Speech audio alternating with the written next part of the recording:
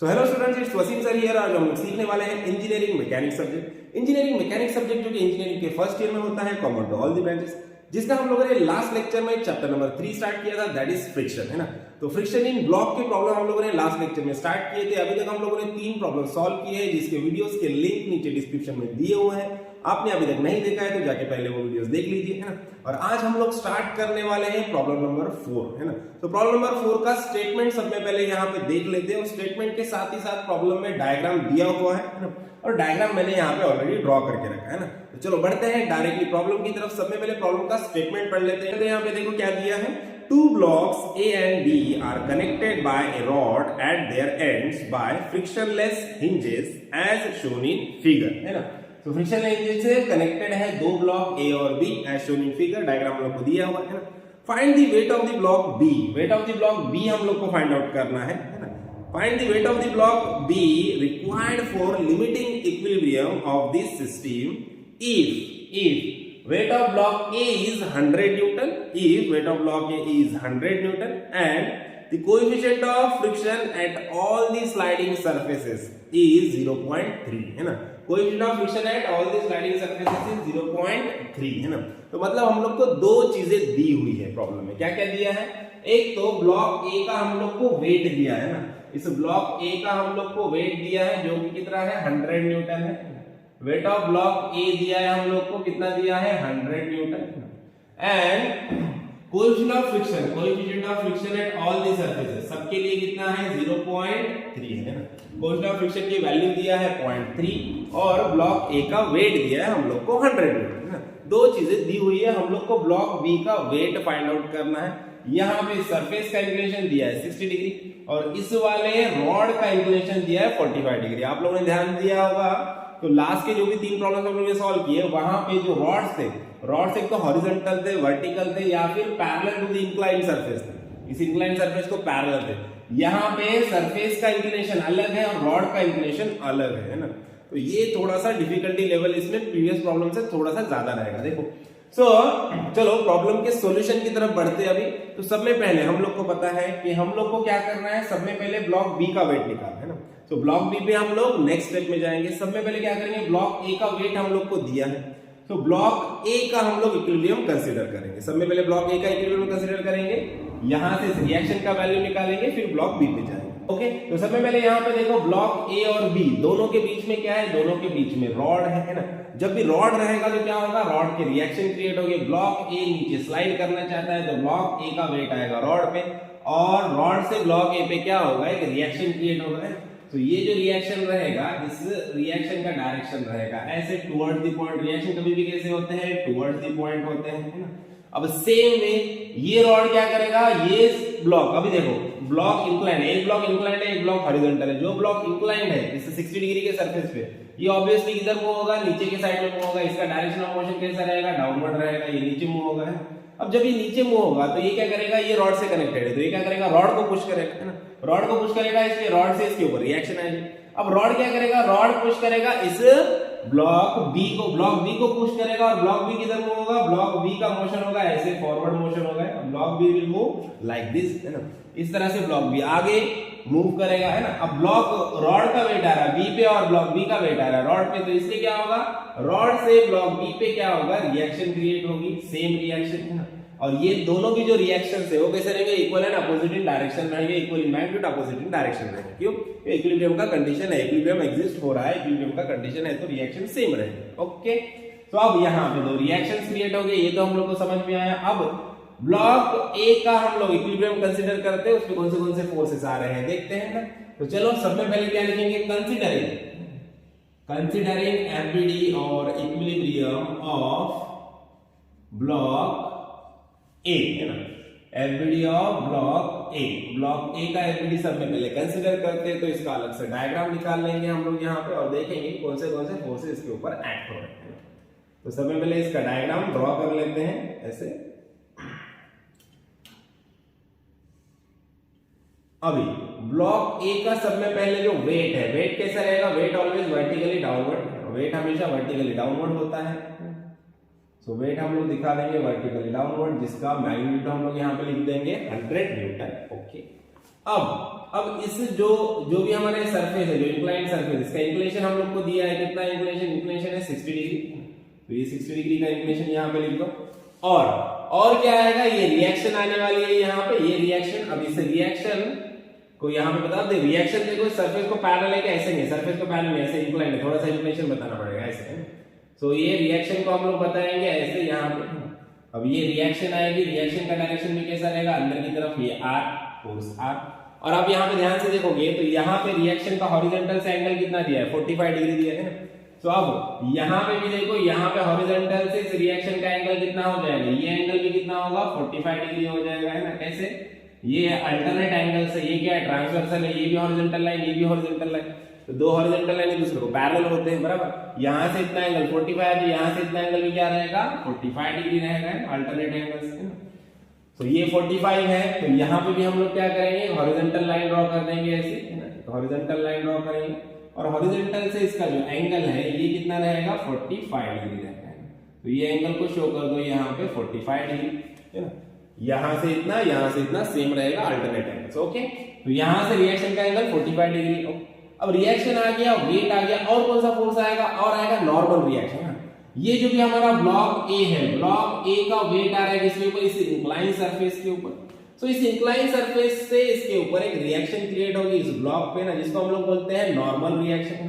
कैसा रिएक्शन रहेगा? ये नॉर्मल रिएक्शन। इसको नॉर्मल रिएक्शन क्यों बोलते हैं? क्योंकि ये इस सरफेस को ये कैसा रहता है? परपेंडिकुलर रहता है ना। एग्जैक्टली ये सरफेस को कैसा रहता है? परपेंडिकुलर रहता है, 90 डिग्री पे होता है रिएक्शन, ओके। 1 2 3 तीन फोर्सेस आ गए। अब बचा लास्ट वाला फोर्स हमारा फ्रिक्शनल फोर्स, है ना। अब क्या हो रहा है एग्जैक्टली? ये जो ब्लॉक है ये कांटेक्ट में है इस सरफेस के, और इस इंक्लिनेशन की वजह से ब्लॉक किधर मूव होगा? ब्लॉक मूव हो रहा है डाउनवर्ड डायरेक्शन में। इस ब्लॉक में और इस सरफेस के बीच में फ्रिक्शन होगा, और फ्रिक्शनल फोर्स जो होता है वो always opposite to the direction of motion होता है ना। तो ब्लॉक हो रहा है नीचे मूव, तो फ्रिक्शनल फोर्स किधर रहेगा? अपवर्ड रहेगा। तो फ्रिक्शनल फोर्स का डायरेक्शन कैसा रहेगा? Upward, always opposite to the direction of motion, है ना। तो ब्लॉक का मोशन डाउनवर्ड हो रहा है, तो फ्रिक्शनल फोर्स कैसा रहेगा? अपवर्ड रहेगा। तो यहाँ पे हम लोग फ्रिक्शनल फोर्स को बता देते हैं अपवर्ड। फ्रिक्शनल फोर्स कैसा रहेगा? Frictional force always parallel to this surface, surface को पैरेलल रहेगा ऐसे। तो यहाँ पे हम लोग फ्रिक्शनल फोर्स को बता देते हैं, ये है हमारा फ्रिक्शनल फोर्स, है ना। ये आ गया फ्रिक्शनल फोर्स F, है ना। इसको नाम दे देंगे हम लोग FA, है ना। अब हम लोग को पता है F इज इक्वल टू क्या होता है? Mu into N. F का फॉर्मूला है, फ्रिक्शनल फोर्स का फॉर्मूला है mu into N, mu is the coefficient of friction और एन क्या होता है? नॉर्मल रिएक्शन, है ना। तो अब FA इज इक्वल टू क्या हो जाएगा? Mu into N A. Mu A क्यों नहीं लिखा? क्योंकि म्यू सबके लिए कॉमन है, ए और बी दोनों के लिए भी म्यू की वैल्यू सेम है, इसलिए म्यू इंटू एन ए लिखेंगे, है ना। और यहाँ पे फिर FA इज इक्वल टू क्या होगा? म्यू की वैल्यू पुट कर दो, म्यू कितना है? 0.3 एन ए। अब देखो ये वाला वैल्यू याद रखना, है ना। अब जहां पे भी FA आएगा हम लोग कंपोनेंट उसके रिजॉल्व करेंगे, तब हम लोग FA की जगह पे 0.3 Na लिखने वाले हैं डायरेक्टली, ओके। अब बारी है, चारों फोर्सेस हम लोग को मिल गए हैं। अब हम लोग को एंगल्स चाहिए ताकि हम लोग इनको रिजॉल्व करें हॉरिजॉन्टल और वर्टिकल कंपोनेंट में और आगे का प्रॉब्लम सॉल्व कर पाए, है ना। अब आप यहाँ पे ध्यान से देखोगे तो ये जो हमारा फोर्स है, वेट जो है, वेट सिर्फ वर्टिकल है, बाकी के तीनों फोर्सेस इंक्लाइंड है। कोई भी बाकी फोर्स हॉरिजॉन्टल या वर्टिकल नहीं है। ये भी इंक्लाइंड है, ये भी इंक्लाइंड है, ये भी इंक्लाइंड, तीन फोर्स इंक्लाइंड है ना।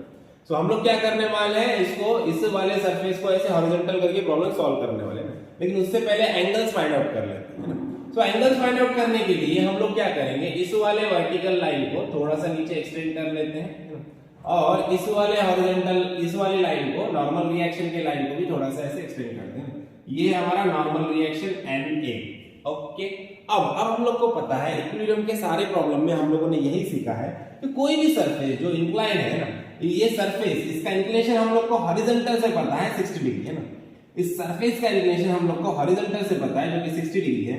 सो इसकी जो नॉर्मल रिएक्शन रहेगी, जो कि इस सरफेस को कैसी रहती है? परपेंडिकुलर होती है, 90 डिग्री पे होती है ना।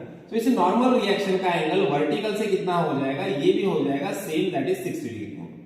ये पक्का याद रखना, ये कंसेप्ट पक्का याद रखना। देखो सरफेस का एंगल हॉरिजॉन्टल 60 डिग्री है, तो उसकी जो नॉर्मल रिएक्शन है, उस नॉर्मल रिएक्शन का एंगल वर्टिकल से कितना रहेगा? 60 डिग्री रहेगा, ओके। तो ये एंगल मिल गया हम लोग को 60 डिग्री। अब यहाँ पे आप देखोगे ध्यान से, तो इस सरफेस को हमारा फ्रिक्शनल फोर्स कैसा है? पैरेलल है ना। और नॉर्मल रिएक्शन सरफेस को 90 डिग्री पे है, सो इस नॉर्मल रिएक्शन और फ्रिक्शनल फोर्स के बीच का एंगल कितना हो जाएगा 90 डिग्री होगा। ऑलवेज याद रखो नॉर्मल रिएक्शन फ्रिक्शनल फोर्स के बीच का एंगल 90 डिग्री होगा, है ना। तो इन दोनों के बीच का एंगल कितना हो गया 90 डिग्री, है ना। ये सरफेस को पैरेलल है और सरफेस को परपेंडिकुलर है, दोनों के बीच का एंगल 90 डिग्री हो गया, है ना। अब इस नॉर्मल रिएक्शन और फ्रिक्शनल फोर्स के बीच का एंगल 90 डिग्री है, यहां से इतना एंगल 60 डिग्री है, तो ये बचा हुआ एंगल कितना रहेगा, ये एंगल रहेगा हमारा 30 डिग्री बराबर, है ना। ये वाला एंगल कितना रहेगा 30 डिग्री रहेगा। ओके, अब आप ध्यान से देखोगे यहाँ पे, अब आप यहाँ पे ध्यान से देखोगे ये वाले फोर्स को देखो, यहाँ से इतना एंगल कितना है 60 डिग्री है ना। तो यहाँ से इतना एंगल भी कितना हो जाएगा 60 डिग्री हो जाएगा, वर्टिकली अपोजिट एंगल्स बराबर। देखो ये फोर्स ये स्ट्रेट लाइन की और ये फोर्स की स्ट्रेट लाइन की, है ना। दो ऐसे स्ट्रेट लाइन रहेंगे, उनके बीच का जो एंगल होता है वो कैसा होता है वर्टिकली अपोजिट होता है और वो इक्वल होता है। ये दो एंगल कैसे वर्टिकली अपोजिट है और इक्वल है ना। ये लाइन स्ट्रेट जा रही है, ये लाइन स्ट्रेट जा रही है, तो दोनों के बीच के एंगल कैसे रहेंगे वर्टिकली अपोजिट एंगल सेम रहेंगे। ये 60 तो ये भी 60 हो जाएगा, है ना। अब आप ध्यान से देखोगे तो ये वाली लाइन है वर्टिकल लाइन, है ना। ये जो हमारे वेट की लाइन है ये है वर्टिकल लाइन, और ये वाली लाइन जो मैंने ड्रॉ किया यहाँ पे हॉरिजॉन्टल लाइन ड्रॉ किया है ना सरफेस। एक हॉरिजॉन्टल लाइन और एक वर्टिकल लाइन के बीच का एंगल कितना होता है 90 डिग्री होता है ना। तो यहां से इतना एंगल, ये एंगल कितना है 90 डिग्री, है ना। अब ये 90 डिग्री है, यहां से इतना 60 है, तो ये वाला एंगल कितना रहेगा, ये रहेगा 30 डिग्री का एंगल, है। ये वाला एंगल कितना रहेगा 30 डिग्री रहेगा। ओके, ये वाला एंगल कितना हो गया 30 डिग्री हो गया। समझ में आया क्या क्या हुआ। ये 60 डिग्री है तो ये भी 60 है, वर्टिकली अपोजिट एंगल, है ना। अब यहाँ पे देखोगे इस वेट के और इस हॉरिजॉन्टल लाइन के बीच का एंगल कितना होगा 90 डिग्री, क्योंकि एक हॉरिजॉन्टल लाइन और एक वर्टिकल लाइन के बीच का एंगल 90 डिग्री होता है, हम लोग को पता है ना। यहाँ से इतना 60 डिग्री एंगल है, तो ये बचा हुआ एंगल कितना रहेगा 30 रहेगा ऑब्वियसली, क्यों, क्योंकि दोनों का एडिशन कितना है 90 डिग्री होना चाहिए ना, दोनों के बीच का एंगल 90 डिग्री है ना। अब देखो, अब यहाँ से यहाँ तक का एंगल हम लोग को मिला है 30 डिग्री और यहाँ से यहाँ तक का है 45 डिग्री, है ना। तो अब मैं इस लाइन को थोड़ा सा एक्सटेंड करता हूं। अब देखो, अब मुझे बताओ ध्यान से, ये वाला एंगल देखो, अब यहां से हमारे रिएक्शन तक का एंगल ये एंगल है, ये एंगल कितना हो जाएगा 45 प्लस 30 है, दोनों का एडिशन है। यहां से इतना 45 और यहां से इतना कितना है 30 है। सो 45 प्लस 30 तो ये कितना हो जाएगा 75 डिग्री, 40 50 60 70 75 डिग्री है। तो देखो यहां से इतना एंगल मिला हम लोग को 75 डिग्री, सारे एंगल्स हम लोग को मिल चुके हैं। अब क्या करना है, अब हम लोगों ने इतना सारा मगजमारी क्यों किया, ये इसलिए किया क्योंकि हमारे पास एक ही फोर्स वर्टिकल है। यहाँ पे अगर हम लोग ध्यान से देखेंगे तो ये एक ही फोर्स वर्टिकल है, बाकी ये 1 2 3 ये तीन फोर्सेस कैसे हैं इंक्लाइंड फोर्सेस है। अगर हम लोग इसको एज इट इज रख के यहीं पे तीनों फोर्सेस को रिजॉल्व करेंगे और आगे प्रॉब्लम को सॉल्व करेंगे तो तीन फोर्स इंक्लाइंड है, मतलब दो भी जगह हम लोग को इक्वेशंस मिलेंगे और इक्वेशन थोड़े कॉम्प्लिकेटेड मिलेंगे, जिससे कैलकुलेशन थोड़ा हार्ड हो है ना। तो कैलकुलेशन को इजी करने के लिए हम लोगों ने सब किया। अब हम लोग क्या करेंगे, अब हम लोग सिंपल इस वाले ब्लॉक को ऐसे हॉरिजॉन्टल कर देंगे ना। ये जो ब्लॉक 60 डिग्री पे इंक्लाइंड है, इस वाले सरफेस को, सॉरी ब्लॉक बोल रहा है, इस वाले सरफेस को जो 60 डिग्री पे इंक्लाइंड है, इसको हम लोग क्या करेंगे ऐसे हॉरिजॉन्टल कर देंगे, ताकि ब्लॉक हमारा क्या हो जाए वर्टिकल हो जाए। इस वाले सरफेस को ऐसे हॉरिजॉन्टल करेंगे। देखो अब यहाँ पे मैं करके बताता हूँ आपको। इस वाले सरफेस को हम लोग क्या करने वाले हैं हॉरिजॉन्टल कर देने वाले हैं और फिर आगे प्रॉब्लम हम लोग सॉल्व करेंगे। देखो यहाँ पे हम लोगों ने ब्लॉक का डायग्राम ड्रॉ कर दिया। अब आप ध्यान से देखना, फोर्सेस को हम लोग हॉरिजॉन्टल करने के बाद क्या क्या होगा वो देखेंगे। तो सब में पहले एक वर्टिकल लाइन बना देता हूं मैं यहाँ पे, एक वर्टिकल लाइन बना देता हूँ, एक हॉरिजॉन्टल लाइन बना देता हूँ, ताकि अपनी अंडरस्टैंडिंग हो जाए प्रॉपर्ली। अभी सब में पहले नॉर्मल रिएक्शन जा रहा है, सरफेस को परपेंडिकुलर है। अब सरफेस हॉरिजॉन्टल हो गया तो नॉर्मल रिएक्शन कैसा रहेगा वर्टिकल हो जाएगा। तो ये हम लोग को मिलेगा नॉर्मल रिएक्शन Na। उसके बाद इस सरफेस को हमारा फ्रिक्शनल फोर्स कैसा था पैरेलल था, हॉरिजॉन्टल ऐसे जा रहा था, तो ये ऐसा हो जाएगा। अभी ये वाला फ्रिक्शनल फोर्स हमारा ऐसे हो जाएगा, इस डायरेक्शन में हो जाएगा। यहाँ पे ये मिलेगा हम लोग को frictional force FA which is equals to 0.3 NA। ठीक है, ये ऐसा हो जाएगा। इसको हम लोगों ने सिर्फ ऐसा हॉरिजॉन्टल किया तो सारे फोर्सेस कैसे होंगे ध्यान देना। ठीक है, अब जो नॉर्मल रिएक्शन है हमारा, नॉर्मल रिएक्शन थोड़ा सा कैसा इंक्लाइंड है, इसको हॉरिजॉन्टल लेना थोड़ा सा इंक्लाइंड था सरफेस पर ना। तो नॉर्मल रिएक्शन को, ये हमारा रिएक्शन को ऐसे बताओ, ये जो रिएक्शन फोर्स है हमारा रॉड का उसको ऐसे बताओ यहाँ पे। अब आप ध्यान से देखोगे तो रिएक्शन फोर्स का एंगल इस वाले लाइन से, ये वाली लाइन क्या है, नॉर्मल रिएक्शन को एक्सटेंड करके निकाली थी, मतलब यहाँ पे वर्टिकल लाइन है बराबर, यहाँ पे जो वर्टिकल लाइन है ये वर्टिकल लाइन इस वाले लाइन को रिप्रेजेंट कर रही है। नॉर्मल रिएक्शन को हम लोगों ने एक्सटेंड करके निकाला था, नॉर्मल रिएक्शन वर्टिकल हो गया तो ये वाली लाइन भी वर्टिकल हो जाएगी ना। और यहां से यहां तक का एंगल कितना है हम लोगों ने निकाला था, देखो 45 प्लस 30 ये कितना है 75 है। तो रिएक्शन से यहां तक का एंगल कितना मिल गया 75 डिग्री मिल गया। देखो यहां से इतना एंगल कितना है 75 डिग्री है। ओके, अब क्या बचा, अब बचा हमारा एक फोर्स वेट यहाँ पे वर्टिकल था लेकिन इसको हम लोगों ने ऐसे हॉरिजॉन्टल कर दिया, तो वेट क्या हो जाएगा इंक्लाइन हो जाएगा। कैसे इंक्लाइन होगा, देखो इधर आ जाएगा हमारा वेट, ये जो वेट है हमारा 100 न्यूटन का ये इधर आ जाएगा।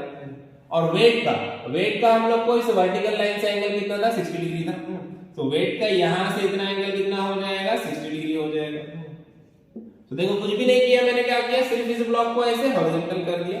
सिर्फ इस ब्लॉक को हॉरिजॉन्टल करने पे हमारा नॉर्मल रिएक्शन और फ्रिक्शनल फोर्स, अब दो फोर्सेस, एक फोर्स वर्टिकल एक हॉरिजॉन्टल मिल गया। अब इंक्लाइन फोर्स कितने बचे, सिर्फ दो ही बचे, सिर्फ दो ही फोर्स इंक्लाइन बचे। तो अब हमारे लिए प्रॉब्लम इजी हो गया, अब हम लोग इसको आसानी से सॉल्व कर सकते हैं।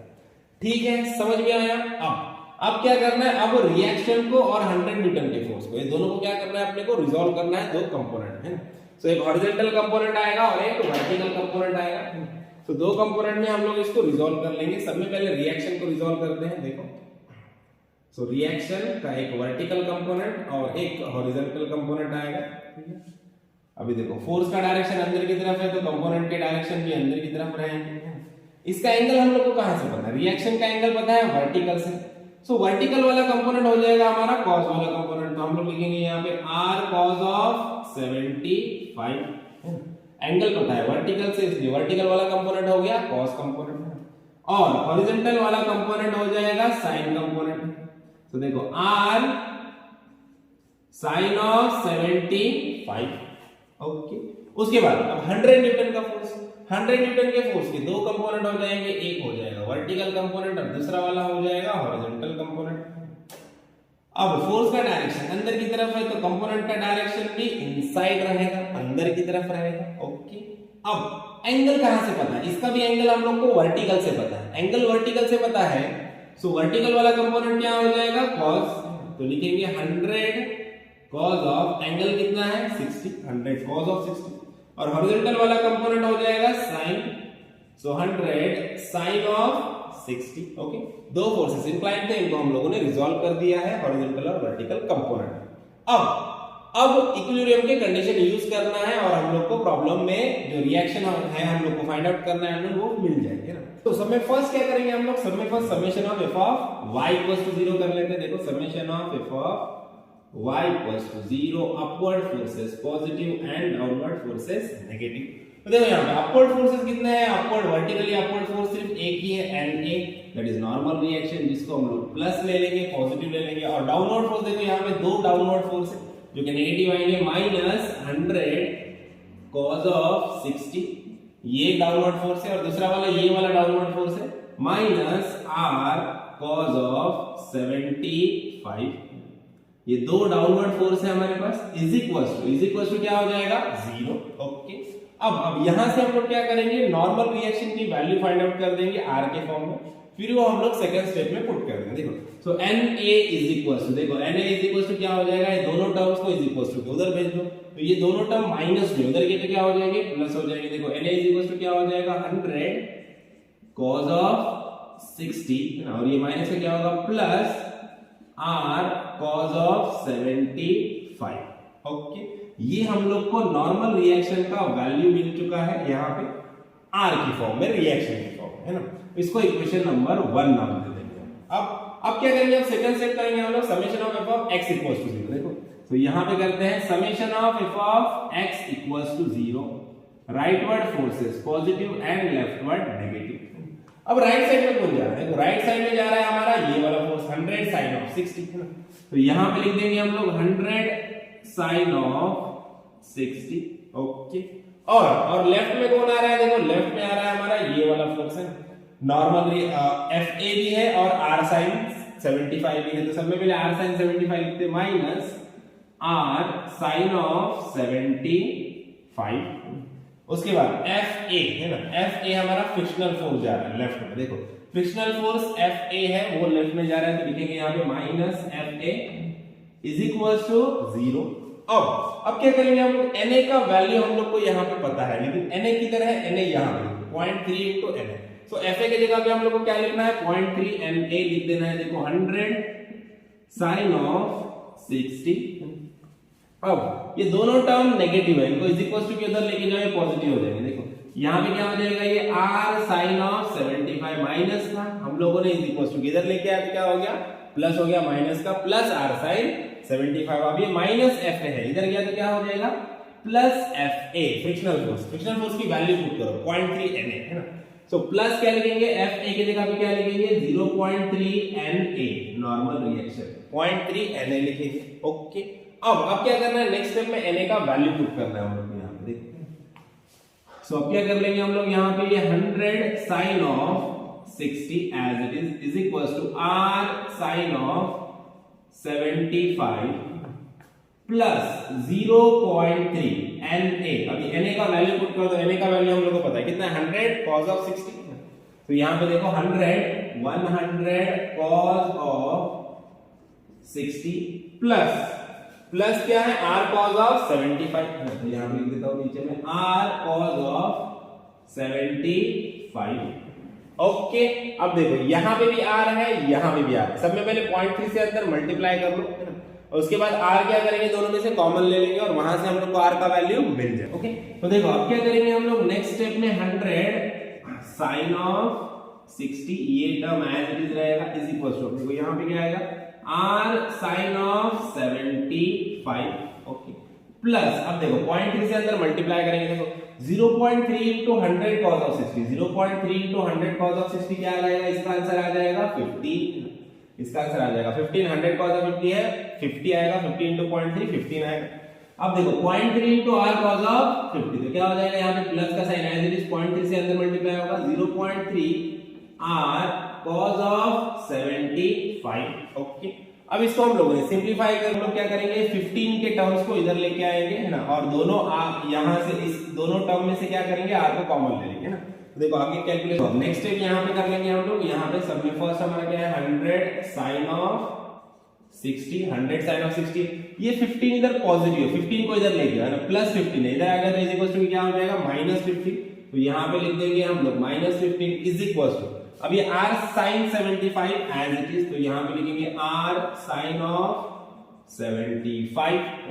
उसके बाद प्लस ये 0.3 r cos 75, सो प्लस यहाँ पे क्या लिखेंगे, r को पहले लिखेंगे, देखो 0.3 को बाद में लिखेंगे, r को पहले लिखेंगे, r 0.3 cos of 75 as it is. Okay, अब यहाँ पे भी r है, यहाँ पे भी r है, r को कॉमन ले लो दोनों में से, देखो क्या हो जाएगा, 100 sine of 60 minus 15 is equal to, r को कॉमन ले लो, ये बचेगा अंदर sine of 75 plus 0.3 cos of 75। Okay, अब r के साथ ये सारा टर्म कैसा है, मल्टीप्लिकेशन है ना, वो उसको इधर लेके जाओगे तो कैसे जाएगा, वो डिवीजन में चला जाएगा है ना, और वहां से हम लोग को r का वैल्यू मिल जाएगा। देखो so r is equal to क्या हो जाएगा, ये 100 sine of 60 minus 15 as it is divided by, ये सारा टर्म मल्टीप्लिकेशन में इधर गया तो डिवीजन में चला जाएगा। देखो क्या हो जाएगा, sine of 75 sine of 75 plus 0.3 cos of 75। तो ये वाला टर्म इधर डिवीजन में आ जाएगा। अब ये सारे वैल्यू को कैलसी में पुट करो और कैलकुलेट करो, तो यहां से हम लोग को r रिएक्शन r का वैल्यू मिल जाएगा 68.61 न्यूटन। 68.61 न्यूटन ये मिल गया हम लोग को रिएक्शन R का वैल्यू 68.61 न्यूटन। ओके, अब यहां पे हमारा ब्लॉक ए का काम खत्म होता है ना। अब हम लोग बढ़ते हैं ब्लॉक बी की तरफ। ब्लॉक बी का इक्विलिब्रियम करेंगे और वहां से हम लोग को ब्लॉक बी का वेट मिल जाएगा। तो चलो अब बढ़ते हैं ब्लॉक बी की तरफ। ब्लॉक बी का इक्विलिब्रियम कंसीडर करेंगे। यहाँ पे सब में पहले यहाँ पे लिख देंगे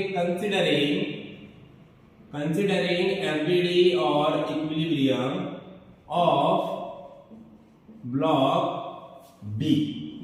ब्लॉक बी का एमपीडी कंसीडर करेंगे। ब्लॉक बी एकदम सिंपल है, देखो हॉरिजॉन्टल ब्लॉक है, तो ज्यादा टेंशन नहीं आएगा हम लोग को, इजी कैलकुलेशन रहेगा। यहाँ पे सबसे पहले इसका डायग्राम ड्रॉ कर लेना है।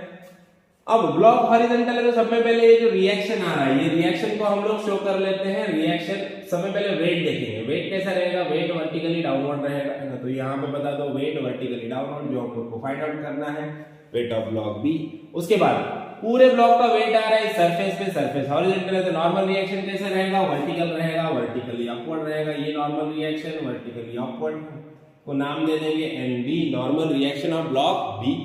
उसके बाद क्या होगा, ये रिएक्शन है, देखो ये रिएक्शन रॉड का रिएक्शन ऐसे आ रहा है ना, इसका एंगल कितना है हॉरिजॉन्टल से 45 डिग्री है। तो यहाँ पे एक हॉरिजॉन्टल लाइन ड्रॉ कर लेते हैं हम लोग, हॉरिजॉन्टल से 45 डिग्री पे यहाँ पे हम लोग को रिएक्शन देखने मिलेगा, ये वाला रिएक्शन है, ये रिएक्शन आर, जिसकी वैल्यू हम लोगों ने अभी फाइंड आउट की, कितनी है 68.61 है।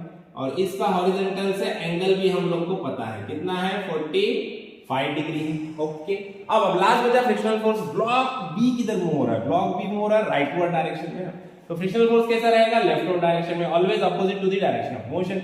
ब्लॉक बी का मोशन है ऐसे, तो फ्रिक्शनल फोर्स रहेगा ऐसे, है ना, इस डायरेक्शन में रहेगा, है ना।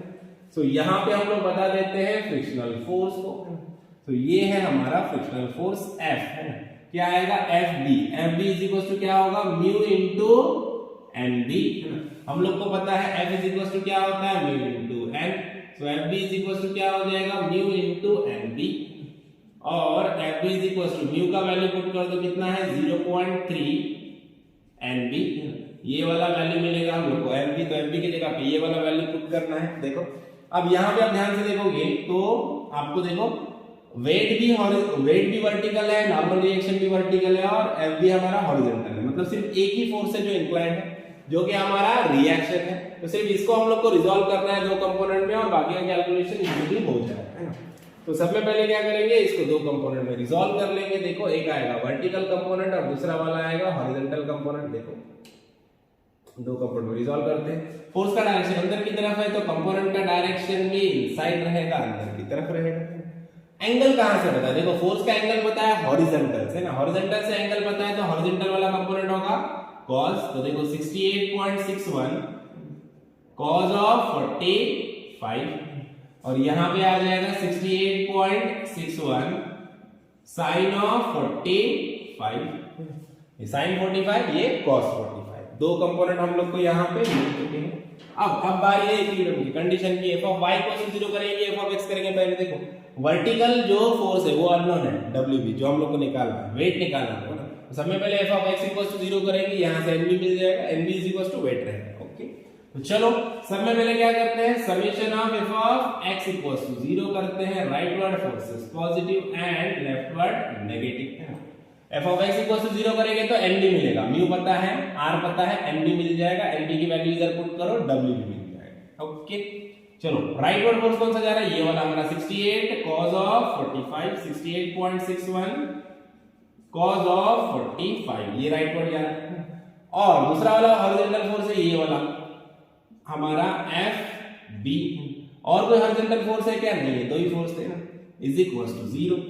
अब देखो 68.61 cos ऑफ 45 माइनस FB की जगह पे क्या पुट करना है, FB की जगह ये 0.3 NB, 0.3 NB is equals to 0।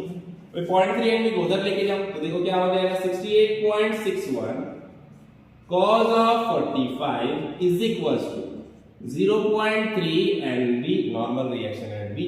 अब NB के साथ ये 0.3 कैसा है, मल्टीप्लिकेशन में 0.3 को इधर भेजो तो NB मिल जाएगा। देखो NB, normal reaction NB is equals to क्या हो जाएगा, 68.61 cos ऑफ 45 डिवाइडेड बाय 0.3।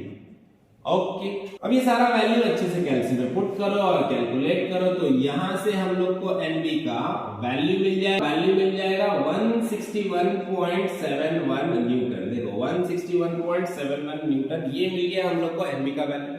अब W निकालने के लिए हम लोग क्या करेंगे, सेकंड स्टेप पे जाएंगे, summation of f of y equals to 0, upward forces positive and downward forces negative. अब अपवर्ड कौन जा रहा है, अपवर्ड जा रहा है हमारा NB। सो यहाँ पे NB लिख देंगे, NB अपवर्ड है, बाकी ये दो फोर्स डाउनवर्ड है। तो ये माइनस सब में पहले आएगा ये वाला फोर्स 68.61 साइन ऑफ 45 और हमारा WB जो हम लोग को निकालना है minus WB is equal to 0। अब हम लोग को निकालना है WB का वैल्यू, वेट का वैल्यू माइनस है, तो सब में पहले इसको उधर भेज दो तो प्लस हो जाएगा ना। तो देखो WB इज इक्वल टू है ना NB। अब NB as it is NB का वैल्यू पुट कर दो 161.71। सो 161.71 माइनस है, ये minus as it is 68.61 sine of 45। Okay, WB को हम लोग ने सिर्फ उधर शिफ्ट किया है, माइनस का प्लस हुआ, बाकी ये माइनस प्लस नहीं होगा क्योंकि ये एज इट इज, ये दोनों टर्म्स एज इट इज इधर ही है ना। अब ये सारा वैल्यू कैलकुलेट में पुट करो और कैलकुलेट करो, तो यहां से हम लोग को वेट ऑफ ब्लॉक बी का वैल्यू मिल जाएगा 113.18 न्यूटन है ना, 113.18 न्यूटन। तो यहाँ पे हम लोग को ब्लॉक बी का वैल्यू मिल गया 113.18 न्यूटन और यहाँ पे हमारा प्रॉब्लम खत्म होता है ना। आई होप आपके सारे कंसेप्ट क्लियर हुए हैं, आपको सारा प्रॉब्लम अच्छे से समझ में आया है। वीडियो अच्छा लगा है तो वीडियो को लाइक कीजिए, ज्यादा से ज्यादा अपने दोस्तों के साथ शेयर कीजिए और चैनल को सब्सक्राइब करना ना भूलिए। तो मिलते हैं नेक्स्ट वीडियो में नेक्स्ट प्रॉब्लम के साथ, तब तक के लिए थैंक यू, बाय बाय।